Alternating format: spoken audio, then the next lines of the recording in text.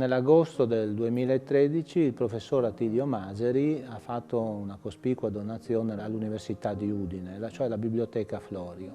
La Biblioteca Florio è un insieme, un materiale librario che i fratelli Francesco e Daniele Florio nel corso del Settecento hanno accumulato. In essa si trova l'intero sapere che era disponibile a quell'epoca, a partire dall'enciclopedia per poi andare per argomenti. Daniele Florio è vissuto fra il 1710 e il 1789 ed era il rappresentante, diciamo, incaricato di mantenere la stirpe familiare.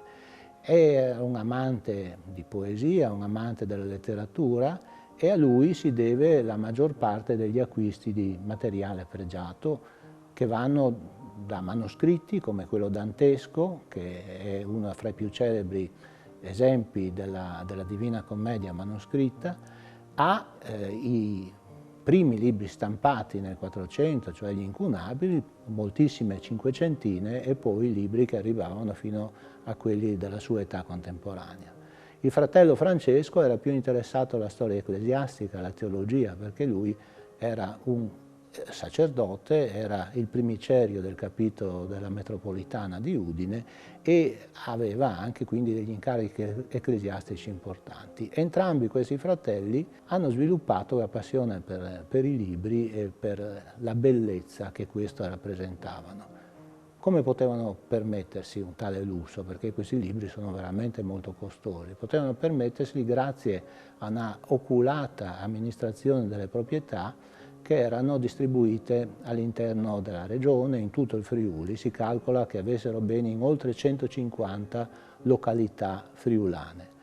E quindi si può dire che questi due fratelli così illuminati, così ricchi di cultura, così propensi al bello, potessero soddisfare le proprie esigenze, appunto le proprie passioni, grazie al sudore dei contadini che in qualche modo permettevano loro di avere a disposizione i denari per acquistare questi libri. È evidente che questa ricchezza che adesso l'Università di Udine ha ereditato è una ricchezza che riflette il Friuli del Settecento in tutte le sue varianti, nella parte della cultura, nella parte dell'intelligenza, possiamo così chiamarla, nella parte della classe dirigente, perché questi appunto erano personaggi che facevano parte della nobiltà, ma anche nella parte di chi lavorava e di chi col proprio lavoro forniva appunto questa disponibilità economica che sosteneva